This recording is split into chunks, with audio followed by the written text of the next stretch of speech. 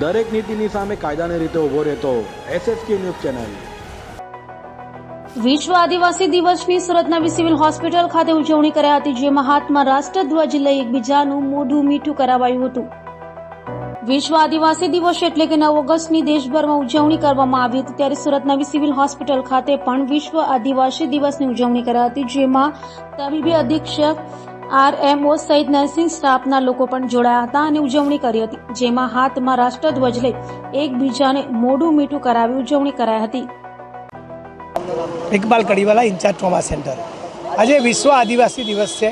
સમગ્ર વિશ્વના આદિવાસી ભાઈઓ બહેનો અને ભૂલકાઓને હું ખૂબ ખૂબ શુભેચ્છાઓ આપું છું।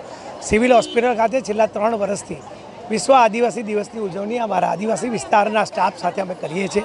આજે પણ તબીબી અધિક્ષક ડૉક્ટર ધારિત્રીબેન પરમારના નેતૃત્વમાં તિરંગા સાથે સૂત્રોચ્ચાર સહિત આદિવાસી દિવસની ઉજવણી કરી, શાંતિદૂત બલૂન ઉડાડી સૌને સંદેશો આપ્યો, સાથે સાથે મોઢું મીઠું કરાવી એકબીજાને શુભેચ્છાઓ પાઠવી। સૌ સુખી રહે, સૌ ખુશ રહે। હું 30 વર્ષ પહેલાંની વાત કરું ત્યારે એ વ્યારા હોય કે આવા હોય ત્યાંના ઓછા નર્સિંગ સ્ટાફ હતા, જ્યારે અત્યારે MD MS ડૉક્ટરો સહિત PhD થયેલા નર્સિંગ સ્ટાફ આ વિસ્તારમાં થયા છે। આ એ વિકાસનું એક ઉત્તમ ઉદાહરણ છે। સૌ પોતાના પગ પર નિર્ભર થાય, પોતાના પરિવાર સાથે સૌ સુખી રહે, એ જ એકબીજાને શુભેચ્છાઓ છે।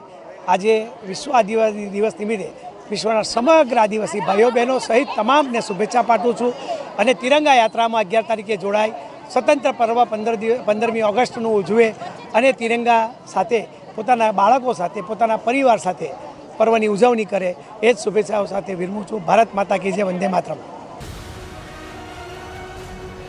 દરેક નીતિની સામે કાયદાની રીતે ઉભો રહેતો SSK ન્યૂઝ ચેનલ।